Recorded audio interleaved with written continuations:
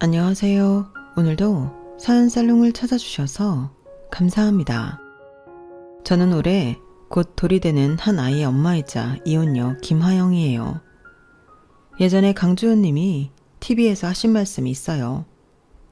상남자 최민수 씨와 어떻게 싸우지 않고 지내나는 질문에 자신은 그 순간엔 넘어가는 것 같지만 다 기억해뒀다가 똑같은 상황이 되면 상대방을 제대로 혼내준다고 하셨거든요. 군자의 복수는 10년이 걸려도 늦지 않는다는 말처럼요. 그 말이 정말 인상 깊어서서 저도 그렇게 살아야겠다고 생각했는데 실제로 그런 상황이 와버렸네요. 그래서 오늘 제 이야기를 들려드리려고 해요. 저희 집은 좀 잘 사는 편이에요. 대기업 총수처럼 진짜 부자는 아니지만 대대로 먹고 사는 걱정 안 해도 되는 집안이었거든요. 어릴 때부터 저희 집에는 항상 사람들이 끊이지 않았어요. 베푸는 걸 좋아하시는 부모님 덕분에 나눠 먹는 게 당연하다고 생각하며 자랐죠. 강남에 건물도 몇 채 가지고 계시고 작은 사업체도 운영하고 계셔서 돈 걱정 없이 살 수 있었기에 남에게 베푸는 걸 인색하게 굴지 않으셨거든요. 그 성품이 저에게도 고스란히 전달되어서 내가 좀 더 가졌으니 더 쓰는 게 맞다는 생각으로 자랐어요. 마치 물이 높은 곳에서 낮은 곳으로 흐르듯이 자연스럽게 베푸는 게 당연한 일이라고 여겼던 거죠. 하지만 이렇게 살다 보면 그걸 노리고 접근하는 사람들을 만나게 되더라고요. 어릴 땐 그런 걸 구분 못하고 당하기도 했는데 나이가 들면서 사람을 보는 눈이 생겼어요. 이 사람의 마음이 진심인지 아닌지를 무심코 내뱉은 한마디, 행동 하나에서 본심이 튀어나오거든요. 마치 가면이 살짝 벗겨지는 순간처럼요.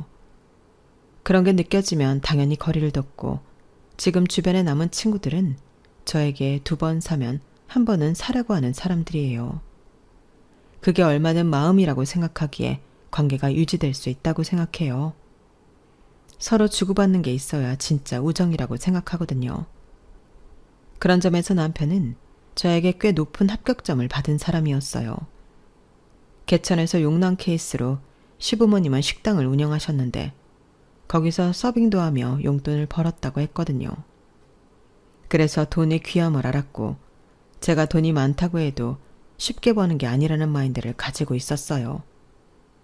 그 말을 들었을 때 이 사람은 다르구나 하는 생각이 들었어요. 처음 친구 소개로 만났을 때 정말 신선한 충격이었어요. 카페에서 마주 앉은 그 순간이 아직도 생생해요. 강남에서 오래 사셨다면서요? 첫 마디부터 우리 집이 돈이 많다는 걸 알고 있다는 듯이 말하더라고요. 순간 이 사람도 그런 사람인가? 하며 경계심이 올라왔어요. 속으로 또 시작이네 하면서 말이에요. 맛집 많이 알겠어요. 맛있는 곳 안내해 주시면 감사의 의미로 제가 저녁 사겠습니다. 그런데 이렇게 자연스럽게 이어지는 거예요. 보통 잘 산다고 하면 사달라거나 강남 맛집은 당연히 비싸다는 인식으로 꺼리는 사람들이 많은데 말이에요. 그 순간 제 마음속 경계심이 살짝 누그러지는 걸 느꼈어요. 저 솔직히 말씀드리면 한 달에 400 조금 넘게 벌어요. 또래에 비해서 많은 편이지만 하영 씨 눈엔 안 차실 수 있는데 제가 없는데 있는 척하는 건 아니라고 생각해서요. 우리 그 선에서 데이트하면 안 될까요?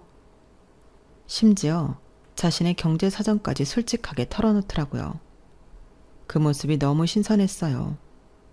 보통 남자들은 어떻게든 허세 부리며 여자 마음 얻으려하는데 자신의 경제 사정이 우리 집에 비해 모자라다는 걸 처음부터 인정하고 시작한다는 점에서 모든 것이 좋아 보였거든요.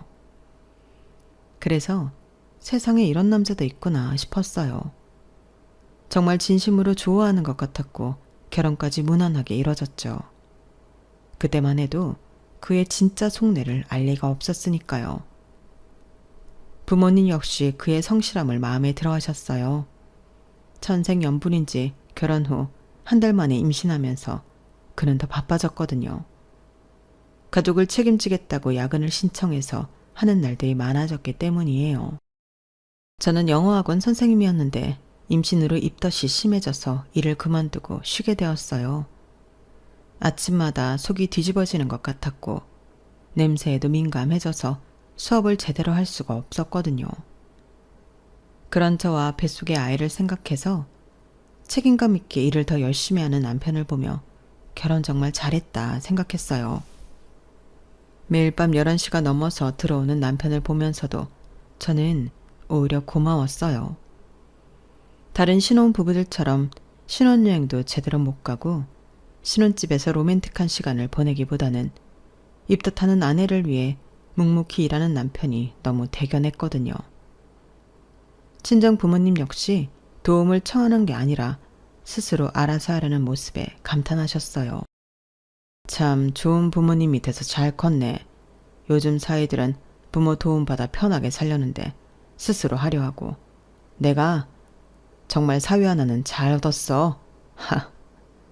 아빠가 엄마에게 속삭이시는 말을 들었을 때 제 마음도 뿌듯했어요.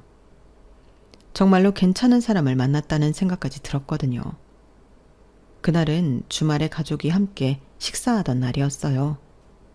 친정 식당에서 모처럼 온 가족이 들러앉아 있었는데 제가 입덧이 많이 나아져서 식욕도 돌아온 상태로 오랜만에 맛있는 식사 자리였네요. 하영이 입덧도 잦아들었으니 배부르고 아이 태어나서 움직이기 힘들기 전에 시간 내서 바다도 보고 여행도 다니렴. 엄마가 남편을 바라보며 말씀하시는 거예요. 그때 남편의 표정이 살짝 어두워지는 걸 봤는데 아마 경제적 부담을 생각하고 있었나 봐요. 그래야겠네요. 하영이 몸 무거워져 힘들기 전에 좋은데 많이 데려가야겠어요. 남편이 그렇게 말하며 핸드폰을 들여다보더니 이내 밝은 표정으로 돌아왔어요. 주말에 우리 바다 보러 가자. 부산 KTX 예약했어.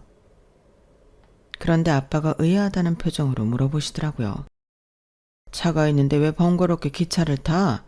짐도 챙기면 무겁고 하영이도 더 피곤할 텐데 드라이브 하면서 가면 더 좋은 거 아니야? 아닌가? 요즘 젊은 사람들은 기차 여행을 더 좋아하나? 그때 남편이 조금 당황하는 것 같았지만 금세 웃으며 대답했죠. 아, 제 차가 너무 오래되어서 장거리 다니기엔 위험할 것 같아서요. 하영이가 홀몸도 아니고 임신까지 했는데 가족을 생각하면 안전한 게 좋죠.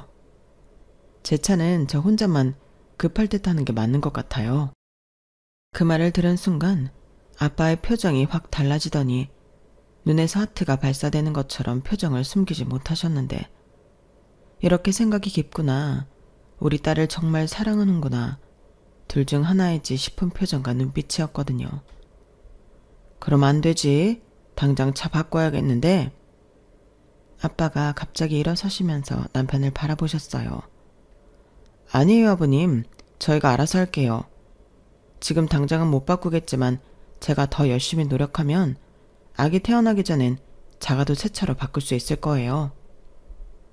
남편이 당황하며 손사래를 쳤지만 아빠 마음은 이미 정해진 상태였죠. 무슨 소리야. 우리 하영이랑 손자 태우고 다닐 차가 그래서 되겠어? 지금 당장 같이 가자. 그렇게 아빠는 괜찮다는 남편을 반강제로 데리고 평소 아빠가 자주 가던 외제차 매장을 찾았어요. 저는 임신 중이라 집에 있었는데 2시간 만에 돌아온 아빠와 남편의 표정이 대조적이라 아직도 생생하게 기억나요. 아빠는 뿌듯한 표정이었고 남편은 뭔가 복잡한 표정이었거든요. 집에 와 물으니 이렇게 단번에 좋은 차를 뽑아주실지 몰라서 너무 당황해서 고맙다는 소리도 제대로 못한 것 같다고 아직도 얼떨떨한 듯 말하더라고요. 아빠가 바로 계약하고 온 차는 벤츠 C클래스였는데 남편에게는 꿈의 차였을 거예요. 그날 밤 남편이 말했거든요. 이런 차를 언제 타보나 했는데. 그 말을 들으면서 저는 마음이 따뜻해졌어요. 그때만 해도 그의 진짜 속마음을 알 리가 없었으니 열심히 책임감을 가진 남편과 그를 이뻐하는 친정아빠의 모습들이 감사하고 또 감사할 따름이었네요. 그렇게 한 달 뒤 예약했던 차가 나왔어요. 저는 배가 불러서 잘 못 움직이니까 남편 혼자 차를 인수받았는데 생각보다 막 좋아하지 않는 것 같았어요. 시승을 하고 와서도 표정이 그렇게 밝지 않더라고요. 보통 남자들이 새 차, 그것도 벤츠를 받으면 신이 나서 이것저것 만져보고 자랑하기 바쁠 텐데 남편은 오히려 무거운 표정이었어요.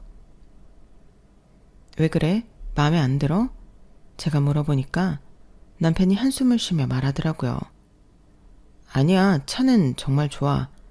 근데 이런 거 받아도 되는지 모르겠어. 무슨 소리야?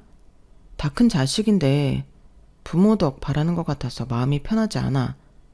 처음에는 그냥 고맙게 받으면 되는 줄 알았는데 막상 이렇게 비싼 차를 받고 보니까 남편의 표정이 정말 착잡해 보였어요.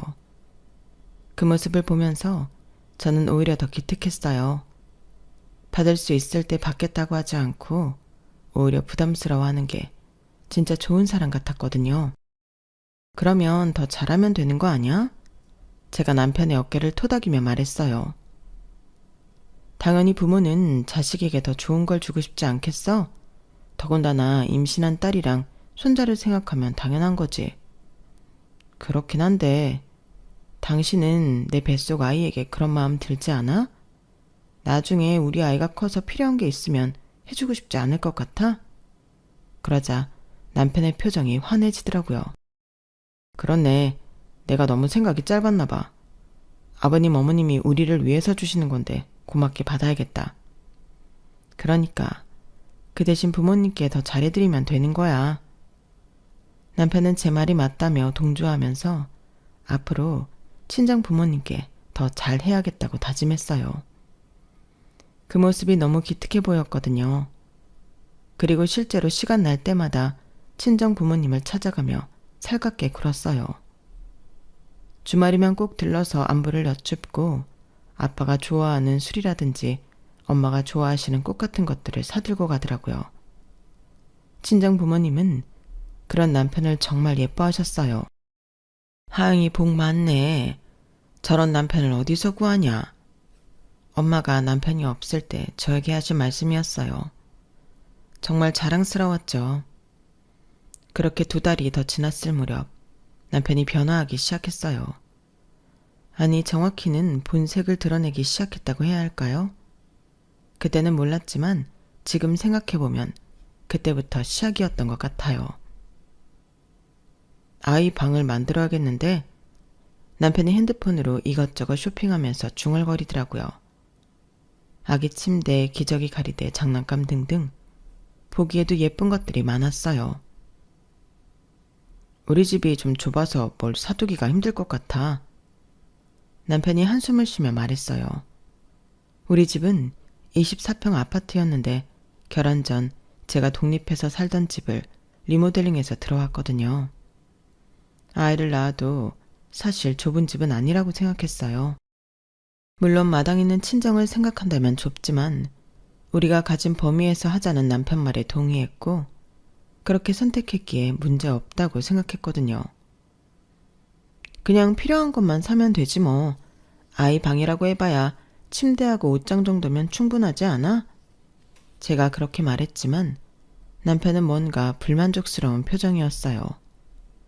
그런데 그때는 남편이 아이를 위해 더 좋은 환경을 만들어주고 싶어 하는 거라고 생각했어요. 그주 주말에 부모님을 만나 식사하면서 남편이 슬쩍 화제를 꺼내더라고요. 아버님, 요즘 아이 방 준비하고 있는데 생각보다 쉽지 않네요. 왜? 뭐가 문제인데? 아빠가 관심 있게 물어보셨어요. 집이 좀 좁아서 아이 방 만드는 것도 쉽지 않고 아기 물건들이 생각보다 많더라고요. 남편이 은근히 집이 좁다는 투로 말하는 거예요. 그 순간 저는 설마 하는 생각이 들었어요. 좁으면 이사 가면 되지 뭐가 문제야? 부모님이 당연하다는 듯이 말씀하시더라고요. 아니에요. 저희가 알아서 할게요. 지금 집도 충분히 넓은데요. 제가 얼른 말했지만 이미 부모님 마음은 정해진 상태였어요. 우리가 가지고 있는 아파트 중에 48평짜리가 하나 있는데 그게 2달 뒤에 전세가 끝나 리모델링해서 들어가면 될 것 같은데 엄마가 말씀하시는 순간 남편의 눈이 반짝이는 걸 봤어요. 어머님, 그런 큰 집을 생각했던 건 아닌데요. 남편이 겸손한 척 말했지만 표정은 완전히 달랐어요. 하나만 낳을 거 아니고 학교까지 생각하면 정착하는 게 부모님 말씀처럼 나은 것 같네요. 정말 감사하게 받겠습니다. 그러더니 저를 돌아보며 말하더라고요. 그럼 지금 집은 빨리 내놓자. 이사 준비도 해야 하고. 그때 저는 뭔가 이상하다는 느낌이 들었어요.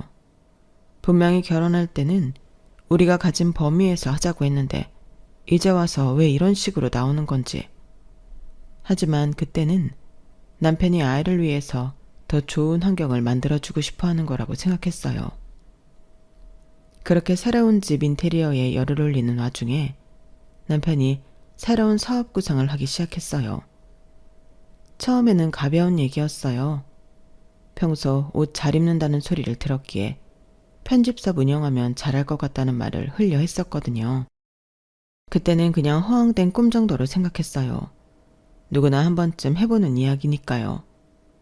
하지만 아빠가 강남의 상권 좋은 곳에 건물이 있다는 걸 알고 나서는 남편의 태도가 더 노골적으로 변했어요. 좋은 물건도 볼 줄 아는 곳에 있어야 제대로 되는 거 아니야? 아버님이 가진 가게자리가 딱일 것 같은데. 남편이 슬쩍 떠보듯이 말하더라고요. 저는 대꾸도 안 하고 흘려보냈는데 아빠를 만나면 자신의 아이디어를 열심히 알려주며 설득하기 시작했어요.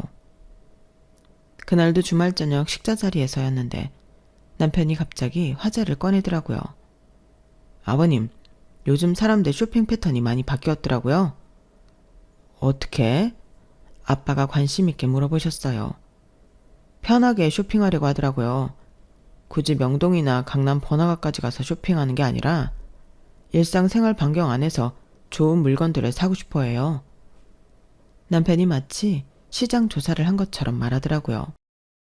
보통 편집샵은 가로수길처럼 잘 알려진 곳들에 있었는데 회사 주변에 두면 점심시간에 직장인들 접근성이 좋아서 잘 될 거라고 생각해요.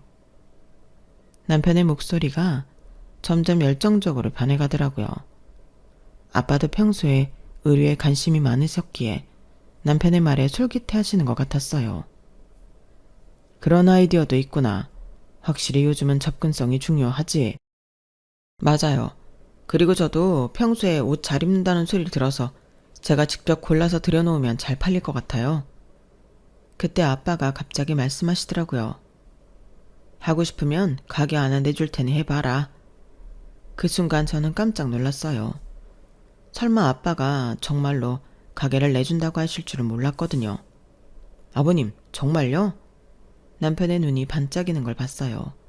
마치 기다렸다는 듯이 말이에요. 아빠, 갑자기 꺼낸 말에 그렇게 반응해주면 어떡해. 사업이라는 게 쉬운 것도 아니고 애까지 생긴 마당에 더 조심해야지. 이 사람 월급 적게 받는 게 아니잖아.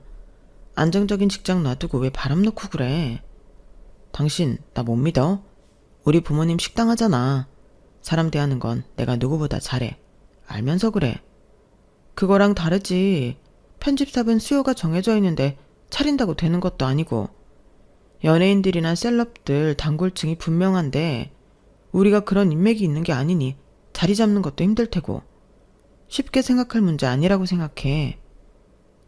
혼자여도 생각해 봐야 하는데 이렇게 쉽게 접근하는 남편이나 열심히 일하는 사위니까 뭐든 잘할 거라고 믿어주는 아빠나 둘 다 제정신이 아닌 것 같았어요.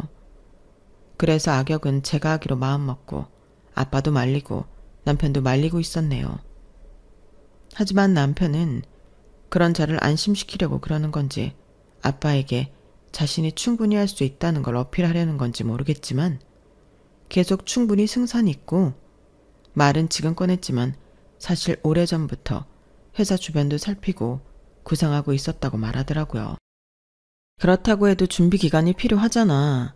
최소한 아이 낳고 나서 생각해봐도 되는 거 아니야? 기회라는 게 언제 오는지 모르는 거야. 그러다 다른 사람이 차리면 그땐 기회고 나발이고 없는 거야. 그래도 모르겠어? 젊을 때 한번 해보는 것도 나쁘지 않을 것 같은데 나이 들면 감각이 떨어질 수도 있고 안 그러나? 아빠가 남편을 지지하는 듯이 말씀하시니까 남편 얼굴에 화색이 돌면서 당연하다는 듯 말하는 거예요. 지당한 말씀입니다, 아버님. 돈 쓰는 소비층이 제 또래이고 강남 회사 다니는 층도 제 또래가 많으니 지금이 적기인 셈이죠. 결국 저는 더 이상 말릴 수 없었어요. 그렇게 남편은 편집샵 가게 인테리어 구상을 하고 물품들을 구매하며 들뜬 시간을 보냈어요. 매일 밤늦게 들어와서는 핸드폰으로 인테리어 사진들을 보여주며 설명하고 주말이면 백화점을 돌아다니며 명품들을 구경하고 다녔어요. 그 모습을 보면서 저는 복잡한 심정이었는데 회사 일을 열심히 하는 사람이 자기 일은 한다니까 밤새는 줄 모르며 빠져드는 모습이 보기 좋았지만 다른 한편으론 불안했거든요. 정말 잘 될 수 있을까? 혹시 실패하면 어떻게 하지? 너무 아빠만 믿는 거 아닌지. 특히 아이가 태어날 예정인데 수입이 불안정해지는 게 맞나? 하는 생각들이 머릿속을 맴돌았던 거죠. 하지만 그때는 남편이 정말 성공하고 싶어 하는 것 같았고 부모님도 지지해 주시니까 잘 될 거라고 긍정적으로 생각하기로 했었네요. 모든 게 갑자기 이루어진 게 정신없던 저는 마음을 비우고 있었어요. 남편이 발견한 진실을 알고 있으면서도 모르는 척 연기를 해야 했거든요. 그런데 남편은 오히려 더 적극적으로 변했어요. 하영아, 가장이 되는 책임감이 이렇게 클 줄 몰랐어. 앞으로 우리가 더 잘 될 거라는 걸 확신해. 남편이 매일 밤 저에게 말하며 마치 저를 세뇌시키려 했어요. 자신이 얼마나 가족을 위해 열심히 하고 있는지, 앞으로 얼마나 잘 될 것인지에 대한 이야기를 끊임없이 늘어놓았죠. 그 모습을 보면서 저는 정말 뻔뻔하다는 생각밖에 안 들었어요. 그렇게 시간이 흘러 들어갈 집 인테리어가 끝나고 이삿날이 되었어요. 그새 배가 많이 불러왔고 여름이라 몸이 무거워져서 저는 움직이기가 힘들었어요. 여보 미안한데 나는 못 움직이겠으니까 알아서 해줘. 남편은 편집샵을 준비한다며 이미 사직서를 낸 상태였기에 시간이 충분했어요. 알았어. 걱정하지 마. 내가 다 알아서 할게. 그렇게 저는 친정에 가 있었어요. 짐을 다 싸고 나는 친정으로, 남편은 이사갈 집으로 출발했죠. 그런데 1시간 뒤 남편에게서 전화가 왔어요. 여보, 지금 큰일 났어. 남편의 목소리가 급박했어요. 왜? 무슨 일인데? 우리가 들어가야 하는데 이미 이사 온 사람이 있다고. 무슨 일이야? 그 말을 듣는 순간 저는 속으로 웃음이 나왔어요. 드디어 시작되는구나 싶었거든요. 아, 그거 우리 집 아니니까 당연한 거지. 저는 담담하게 말하며 전화를 끊었어요. 남편이 다시 전화했지만 받지 않았죠. 그러자 30분 후 남편이 직접 친정으로 찾아왔어요. 이게 무슨 소리야? 아버님이 우리 주신다고 했는데 우리 집이 아니라니. 남편이 어이없다는 표정으로 소리쳤어요. 부모님도 갑작스러운 상황에 당황하셨죠. 내가 당신과 함께 있을 때는 우리였겠지만 내가 너와 함께 있지 않기로 결정한 지금은 우리가 아니지. 그러니까 우리 집이 아니고. 저는 차분하게 말했어요. 남편은 그 말을 이해하지 못하는 것 같았어요. 알아듣기 쉽게 말해. 대체 무슨 소리야? 남편이 언성을 높이기 시작했죠. 그러자 저는 더 이상 참을 수 없었어요. 세상이 우습지. 그 큰 집을 날로 먹으려 했어? 제가 비웃으며 말하자 남편의 표정이 싹 굳어졌어요. 뭔가 잘못됐다는 걸 직감한 것 같았거든요. 사실 48평 아파트는 원래부터 제 명이었어요. 아버지가 제 결혼 전에 나중에 네가 살 집이라며 미리 증여해 놓으신 거였는데 남편은 그 사실을 모르고 있었던 거죠. 그리고 인테리어가 끝나자마자 저는 친구에게 전세를 준 상태였어요. 그 친구는 부모님과 살고 있었는데 결혼하면서 더 큰 집이 필요했거든요. 강남은 부담스러워서 다른 지역을 보고 있었는데 제가 우리 집에 들어오라고 한 거였어요. 물론 이 모든 계획은 남편이 모르는 상태에서 진행된 거였죠. 남편은 그제서야 뭔가 심상치 않다는 걸 느끼는 것 같았어요. 하지만 아직 제가 모든 걸 알고 있다는 것까지는 모르는 상태였죠. 그래서 더 당황스러워했던 것 같아요. 하영아, 이게 무슨 일이야? 아버님이 분명히 우리 주신다고 하셨는데? 맞아. 우리 주신다고 하셨지. 그런데 이제 우리가 아니잖아. 저는 계속 같은 말을 반복했어요. 남편이 점점 초조해하는 모습이 보였거든요. 사실 이 모든 일의 시작은 몇 개월 전이었어요. 지금 생각해보면 그때부터 이미 남편의 태도에서 묘한 변화가 시작되고 있었어요. 친정 부모님 앞에서는 여전히 겸손한 사이였지만 집에서는 점점 당연하다는 듯한 태도를 보이기 시작했거든요. 남편이 잦은 야근을 할 때였는데 매일 늦게 들어오는 남편이 안쓰럽고 고마운 마음에 간식을 싸서 회사로 찾아간 적이 있었거든요. 그날 저는 특별히 남편이 좋아하는 샌드위치와 따뜻한 커피를 보온병에 담아서 준비했어요. 깜짝 놀래켜줄 생각이었고 임신한 아내가 찾아오면 그날은 좀 일찍 끝낼 수 있지 않을까 하는 일말의 기대감도 있었죠. 배가 불러서 움직이기 힘들었지만 남편 생각에 발걸음이 가벼웠어요. 남편 회사 건물 앞에 도착해서 로비로 들어가려는데 건물 뒤쪽에서 남편 목소리가 들렸어요. 분명히 남편 목소리였는데 누군가와 대화하고 있더라고요. 흡연구역이었기에 뭐에 홀린 듯 그쪽으로 발걸음을 옮겼어요. 가까이 가보니 웬 여자와 함께 있었어요. 그 여자는 담배를 피고 있었고 남편은 담배를 안 피니까 커피를 마시고 있었죠. 처음에는 단순히 동료와 잠깐 얘기하는 거라고 생각했어요. 하지만 뭔가 이상했어요. 남편이 회사에 친하게 지내는 여직원이 있다는 소리를 들은 적이 없었거든요. 뭔 일인가 싶어서 기둥 뒤로 숨어서 가까이 다가가 둘이 하는 이야기를 들었어요. 그런데 들리는 대화 내용이 심상치 않았어요. 오피스 와이프가 이런 건가? 싶을 정도로 둘은 수위를 넘나드는 말을 하고 있었거든요. 그 여자가 남편의 팔을 툭툭 치면서 농담을 하고 남편도 그런 스킨십을 자연스럽게 받아들이고 있었어요. 그 모습만으로도 충분히 충격적이었는데 더 큰 충격은 그 다음에 들린 말이었어요. 그 말 중에서 귀에 선명하게 들리는 말이 있었는데 그건 남편의 말이었어요. 저갓집이 완전 개호구야. 글쎄 내가 뭐 좀 필요하다고 샤바샴 하면 다음날 바로 준다니까? 그 말을 듣는 순간 머리가 하얘졌어요. 우리 부모님을 개호구라고? 내가 듣고 있는 게 맞나? 하는 생각이 들었죠. 그런데 그 말도 기가 막혔는데 그 말을 들은 여자가 하는 말은 더 가관이었어요. 네가 연기를 잘하니까 그런 거지. 하여간 당신은 원하는 게 있으면 하늘의 별도 따다 줄 것처럼 굴더라. 그 여자가 웃으면서 말하는 거예요. 연기를 잘한다고? 그럼 지금까지 보여준 모든 모습들이 다 연기였다는 말인가요? 그럼 지금 따줄까? 그러자 남편이 야릇한 미소를 보내면서 대답했어요.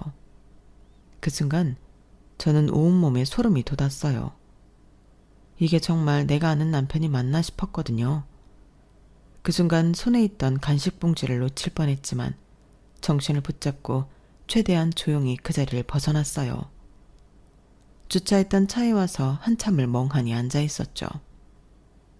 손이 떨리고 머리가 어지러웠어요. 내가 지금까지 알던 남자가 아니었어요. 그럼 모든 게 다 계획된 것인가? 결혼도 임신도 친정에 잘해주는 것도 모두 계획된 것이었나? 어디서 뭘 어떻게 해야 할지 패닉에 빠졌는데 우선 사전 조사가 필요할 것 같았어요. 집에 돌아와서 나를 소개해준 친구에게 전화했어요. 남편에 대해 더 자세히 알고 싶다고 했죠. 왜 갑자기 무슨 일이 있어? 친구가 걱정스럽게 물어봤어요. 아니야. 그냥 남편 친구들이랑 만날 일이 있을 것 같아서. 아, 그래? 걔는 대학 동기인데 평판이 좋아서 소개시켜준 거야. 성실하고 착하다고 소문났었거든. 그 말을 들은 순간 감이 왔어요. 대외적으로 하는 행동과 진짜 속내는 완전히 다르구나. 겉으로는 착한 사람인 척하면서 속으로는 완전히 다른 계산을 하고 있었던 거예요. 그래서 그 실체를 낱낱이 까발려주겠다고 속으로 다짐하고 판을 깔기 시작했던 거예요. 이제 더 이상 당하고만 있을 수는 없었거든요. 사실 남편이 그렇게 당황한 건 당연했어요. 의외로 순수하게 제 함정에 말려들었거든요. 저는 남편의 허세 부리는 속성을 정확히 파악하고 있었어요. 남편이 아기방을 만들려고 할 때 저는 일부러 이런 말을 했어요. 아, 그런데 민지네는 어떤 제품들을 샀는데 정말 좋다더라. 특히 그 원목 아기 침대랑 수입 기저귀 가리대. 저는 마치 우연히 들은 것처럼 자연스럽게 말했어요. 그러면서 관심 없는 척 덧붙였죠. 요즘 애들은 뭘 그렇게 사는지 우리 때는 그런 거 없이도 잘 컸는데. 물론 그 친구라는 건 남편을 소개시켜줬던 친구를 포함해서 겹쳐서 알고 있는 지인들의 이름을 팔았던 거예요. 남편은 그 말을 듣고 바로 핸드폰을 꺼내서 검색하기 시작했어요. 그 물품들을 보고 크기며 가격이며 살펴보면서 다른 사람들이 어떻게 꾸미는지까지 찾아보더라고요. 그러면서 점점 욕심이 생기는 게 보였어요. 이런 거 보니까 우리 집이 진짜 좁긴 하네. 남편이 중얼거리면서 한숨을 쉬더라고요. 자신도 그렇게 하고 싶다는 욕망을 누리지 못하는 게 너무 뻔했어요. 그렇게 해서 결국 아빠에게 집이 좁다는 말을 꺼냈던 거죠. 창업도 마찬가지였어요. 아무것도 가진 게 없으면서 말로만 그럴싸하게 만드는 남편에게 저는 이렇게 말했어요. 당신 보면 정말 아까워. 그렇게 야근하면서 남의 일 좋게 만드는 사람이면 당신 일 하는 게 더 나은 거 아니야? 남편이 조금 관심을 보이자 저는 계속 부추겼어요. 그래도 아직 젊으니까 20년은 직장 더 다니고 천천히 생각해도 되겠다. 이렇게 말하면서 조금씩 그에게 회사가 아닌 다른 일을 하게 만들었던 거예요. 마치 제가 반대하는 것처럼 보이게 하면서 사실은 그쪽으로 유도했던 거죠. 그러니 당연히 아빠가 준다는 집은 우리의 것이 아니라 제 것이었고 저는 인테리어가 끝나자마자 친구에게 전세를 줬어요. 그 친구는 부모님과 살고 있었는데 저에게 정말 고마운 친구예요. 제가 어려울 때 많이 도와줬거든요. 그 이야기를 하자면 또 기니까 패스하고 여하튼 그랬기에 남편은 그런 걸 당연히 모르고 자기 뜻대로 우리 집 등쳐먹을 생각만 했으니 당황했던 거죠. 하영아, 동탄 그만하고 진짜 무슨 일이야? 남편이 점점 초조해지면서 말했어요. 농담? 나 지금 농담하는 것 같아? 저는 차갑게 대답했어요. 그러자 남편이 부모님을 바라보면서 말했죠. 아버님, 어머님, 하영이가 갑자기 이상해요. 분명히 우리 주신다고 하셨잖아요. 그때 아빠가 당황하며 말씀하셨어요. 그래, 너희 주려고 했는데 하영이가 왜 그러지? 저는 그제서야 부모님께 모든 걸 말씀드렸어요. 아빠, 이 사람이 우리 가족을 뒤에서 뭐라고 하는지 아세요? 개호구래요. 우리가 개호구라고. 그 순간 거실에 공기가 싸해졌어요. 아빠의 표정이 확 굳어지시더라고요. 뭐라고? 처갓집이 완전 개호구라고. 자기가 뭐 좀 필요하다고 하면 다음날 바로 준다고 자랑했어요. 그것도 회사 여자한테. 남편의 얼굴이 새파랗게 질려가는 걸 봤어요. 이제 모든 게 들통났다는 걸 깨달은 거죠. 아니야. 그게 아니야. 오해야. 남편이 허둥지둥 변명하기 시작했어요. 하지만 이미 늦었죠. 저는 마지막 카드를 꺼냈어요. 오해? 그럼 이것도 오해야? 저는 핸드폰에서 사진을 꺼내 보여줬어요. 남편이 그 여자와 모텔로 들어가는 사진이었죠. 그 순간 남편의 얼굴에서 모든 혈기가 빠져나가는 걸 봤어요. 이건 이제 알겠지? 나는 다 알고 있었어.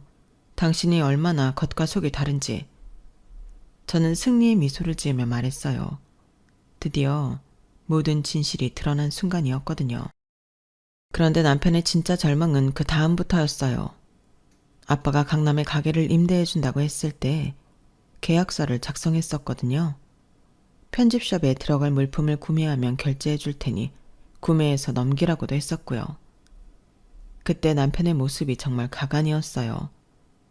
계약서를 내밀면서 형식상 필요한 거니까 대충 봐도 돼 라고 했는데 남편은 검토도 안 하고 바로 사인하더라고요. 아버님, 믿어주셔서 정말 감사합니다. 남편이 마치 감동받은 사람처럼 눈빛까지 촉촉해져서 말하는 거예요. 그 모습을 보면서 저는 속으로 정말 한심하다 생각했죠. 그런데 그것 역시 제가 다 계산했던 거였어요. 계약서에는 임대료가 시세의 120%로 명시되어 있었고 보증금도 따로 요구되어 있었으며 중도 해지 시 위약금 조항까지 넣어놨거든요. 게다가 임대인은 아빠가 아니라 제 이름으로 되어 있었는데도 대충 읽고 사인했던 거예요. 편집샵 물품 구매도 마찬가지였어요. 남편이 아버님께서 결제해준다니 감사합니다 라며 신나서 이것저것 주문하더니 나중에 청구서 받고는 경악했을 거예요. 모든 게 남편 개인 명의로 구매되어 있었고 당연히 남편이 결제 책임을 져야 하는 상황이었으니까요. 남편은 완전히 멘붕에 빠지면서 계속 같은 말을 반복했어요. 대체 왜? 아버님이 왜 이러세요? 하영아, 뭔가 오해가 있는 것 같은데. 남편이 당황하면서 말했지만 저는 차갑게 대답했죠. 오해? 무슨 오해? 아니, 그게 내가 그런 뜻으로 한 말이 아니었어. 정말 오해야. 그럼 이것도 오해야? 제가 모든 걸 알고 이혼을 준비했다는 것까지 눈치채자 남편은 그게 아니었다고 오해라며 헛소리를 했어요. 그때 저는 마지막 결정타를 날렸죠. 그 여자와 모텔을 드나들던 사진을 보여준 거예요. 남편은 완전히 무너지면서 이건 진짜 우연히 한 번뿐이었다고 변명했지만 제가 한 달 동안 수집한 증거들은 그게 거짓말임을 보여주고 있었어요. 총 7번의 만남, 4번의 모텔 출입, 그리고 수십 통의 문자 메시지까지 모든 게 다 있었거든요. 이것도 오해야? 사진을 보는 순간 남편의 얼굴이 완전히 하얗게 변했어요. 더 이상 변명할 수 없다는 걸 깨달은 거죠. 이건 정말 오해야. 오해? 모텔 들어가는 것도 오해고 우리 집을 개 호구라고 한 것도 오해야? 저는 냉정하게 말했어요. 사실 이렇게까지 해야 하나 싶었지만 태어날 아이를 위해 양육권을 가져오기 위해 끝까지 가야 했어요. 임신해서도 부부관계를 하는 경우도 있다지만 친정을 호구로 아는 사람과 하고 싶은 여자가 어디 있겠어요. 게다가 저는 아이도 이미 가진 상태니까 거절하기 좋았고 이 남자는 그 시간을 못 참고 넘지 말아야 할 선을 넘어버렸던 거예요. 그 전에도 그런 관계였는지 아니면 제가 시발점이 되었는지 모르지만 개벌은 난 못 준다고 원래 그랬다고 생각해요. 그렇게 자신이 원하는 대로 될 거라 생각했는데 자신이 파놓은 함정에 자신이 빠져서 호적되는 꼴이란 정말 웃겼어요. 남편은 그제서야 자신의 얼마나 큰 빚더미에 안게 됐는지 깨달았을 거예요. 회사도 그만둔 상태에서 인테리어 비용에 편집샵 물품비까지 합치면 몇천만 원이 넘는 돈을 혼자 감당해야 하는 상황이었거든요. 그야말로 자업자득이었죠. 저는 웃으며 이제 시작인데 이런 걸로 열 빼지 말라고 말했어요. 아, 그리고 인테리어 비용 3천만 원이랑 편집샵 물품비 2천만 원은 당신이 직접 계약한 거니까 당신이 책임져야지. 나는 이혼하니까 부부 공동책임 이런 거 없다 라고 못 박았네요. 당연히 이혼하게 되었어요. 남편의 불륜과 경제적 기만 행위 그리고 처가에 대한 모독적 언사들이 모두 증거로 제출되면서 양육권은 당연히 제게 왔어요. 위자료도 받았지만 애초에 남편이 가진 게 없었기에 큰 액수는 아니었어요. 하지만 중요한 건 내 아이를 지킬 수 있다는 것이었거든요. 법원에서도 남편의 행태를 보고 양육권을 주는 것에 대해 전혀 망설임이 없었다고 했어요. 임신한 아내를 두고 불륜을 저지르고 처가를 호구로 여기며 경제적 이득을 취하려 했다는 점에서 인격적 결함이 명백합니다. 양육권은 당연히 모에게 가야 합니다. 담당 판사가 한 말이었어요. 특히 개호구 발언을 녹음한 파일은 법정에서 남편에게 매우 불리하게 작용했어요.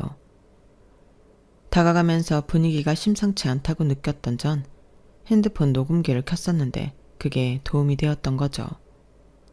남편은 그 말을 듣고 절망적인 표정을 지었는데 그제서야 자신이 얼마나 큰 실수를 했는지 깨달은 것 같았죠. 남편이 그 여자와 만나는 장면은 사실 여러 번 목격했어요. 처음 발견한 후 확실한 증거를 위해 한 달 정도 더 지켜본 거였거든요. 사진은 남편이 사무실에서 늦게 나와 그 여자와 함께 모텔로 들어가는 모습을 촬영한 것이었어요.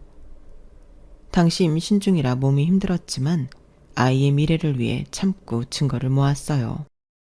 그런데 정말 가관이었던 건 남편의 태도였어요. 법정에서도 끝까지 변명을 늘어놓더라고요. 판사님, 그 말은 제가 술에 취해서 한 말이에요. 진심이 아니었습니다. 술에 취해서? 그럼 모텔 들어가는 것도 술에 취해서? 제가 차갑게 반박했죠. 남편이 할 말이 없어서 버벅거리는 모습이 정말 한심했어요. 그건 정말 실수였어요. 마음이 약해져서 딴 년이랑 모텔 간 거야? 그럼 나는 뭐야? 임신해서 못 움직이는 호구? 그 순간 법정 안이 조용해졌어요.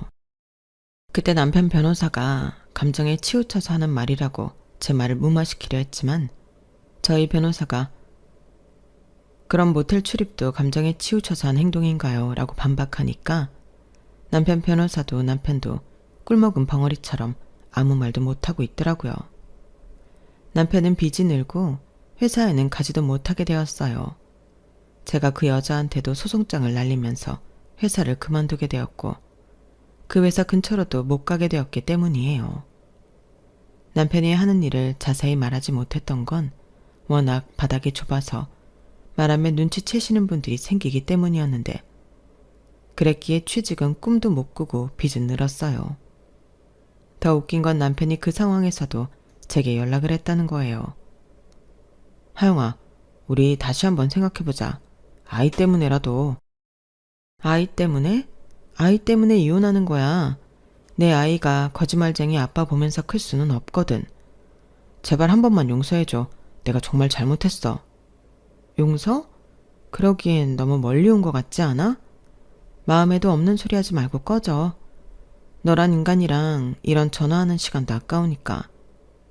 그렇게 철저하게 외면당하는 건 저뿐만이 아니었죠. 제가 아들을 임신했는데 자신의 대를 이어줄 손자를 가진 저에게 이런 짓을 했다는 걸 믿지 못하던 시아버님이 결국 나락에 빠진 당신 아들에게 절연 선언을 했다고 시아버님이 미안하다며 마지막 전화를 하셨거든요.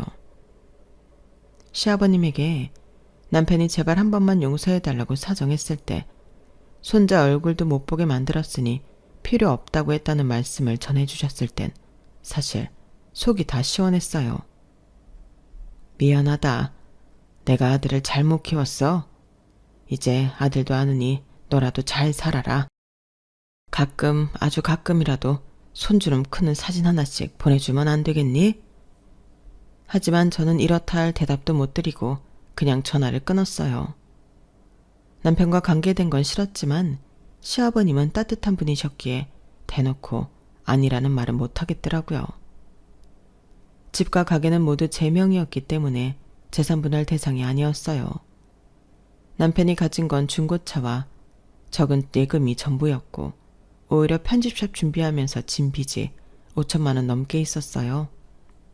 인테리어 업체들과 편집샵 물품 업체들에서 독촉 전화가 계속 오는 상황이었죠. 따라서 재산분할로 받을 게 없었을 뿐만 아니라 남편은 오히려 엄청난 빚더미에 앉게 되었어요. 위자료는 법정 최대한으로 받았지만 남편이 무일푼 상태라 실제로 받기는 어려웠어요. 하영아, 나 정말 어떻게 해야 해? 빚이 너무 많아서. 그거 내가 왜 알아야 해? 당신이 욕심부려서 생긴 일이잖아. 저를 소개해준 친구는 처음에는 믿지 못했지만 제가 증거들을 보여주자 충격을 받으며 사과했어요. 하영아, 미안해. 내가 그런 놈인 줄 몰랐어. 괜찮아. 너도 몰랐던 일이잖아. 그런데 이런 일이 있었는데 다른 사람들도 알아야 하지 않을까? 맞아. 이런 놈이 또 다른 여자 속일 수도 있잖아. 그 친구를 통해 대학 동기들에게 소문이 퍼진 건 의도한 것이었어요. 남편이 얼마나 이중적인 사람인지 그의 지인들이 알아야 한다고 생각했기 때문이에요. 결국 남편은 얼굴도 못 들고 다니게 되었죠. 양육비는 남편의 소득이 불안정해져서 받기 어려운 상황이 되었지만 어차피 친정에서 경제적 지원을 해주고 있어서 큰 문제는 없었어요. 법원에서는 남편이 안정적인 직장을 구하면 양육비를 지급하라고 판결했지만 현실적으로 받기는 어려운 상황이었죠. 아이를 낳고서 친정 부모님의 전폭적인 지지 아래 영어학원을 다시 시작했어요. 임신 전 경력도 있었고 부모님이 자금을 지원해 주셔서 제 이름으로 된 학원을 열 수 있었어요. 아이는 친정 부모님과 베이비시터가 함께 돌봐주셨고 저는 일과 육아를 병행하며 새로운 삶을 시작했어요. 가끔 남편 소식이 들려오는데 여전히 변변한 일자리를 찾지 못하고 있다고 해요. 그 여자도 결국 다른 남자에게 버림받았다는 소식을 들었어요. 업계가 좁다 보니 둘 다 매장된 상태라고 하더라고요. 지금 제 아이는 건강하게 자라고 있고 저는 학원 운영도 잘 되고 있어서 경제적으로도 안정적이에요. 가끔 그때 일을 생각하면 화가 나지만 동시에 다행이라는 생각도 들어요. 만약 그때 그 상황을 목격하지 못했다면 그리고 제가 복수를 계획하지 않았다면 훨씬 더 큰 상처로 남았을지 모른다고 생각하면 정말 아찔해요. 혹시 제가 너무 잔인했나 싶어서 고민한 적도 있었지만 생각해보니 저는 그저 기회를 제공했을 뿐 선택은 남편이 했다고 생각해요. 아닌 척 연기했어도 결국 본심을 이기지 못했고 욕심이 결국 화를 불러온 거니까요. 내 탓하지 마. 네 무덤 네가 판 거니까. 마지막으로 남편에게 한 말이었어요. 제가 판을 깔았다고 해도 그 판 위에서 어떻게 행동할지는 남편의 몫이었으니까요. 만약 남편이 정말 저를 사랑하고 존중했다면 그 어떤 유혹에도 넘어가지 않았을 거고 당연히 저희 부모님 호의를 호구라고 표현하지도 않았겠죠. 군자의 복수는 10년이 걸려도 늦지 않다더니 저는 1년도 안 걸리게 모든 걸 끝냈답니다. 이제는 모든 걸 털고 저 잘 살아보려고 합니다. 뭐니 해도 최고의 복수는 제가 더 잘 사는 거니까요. 제 이야기 들어주셔서 고맙습니다. 건강하시고 오늘 하루도 행복하세요.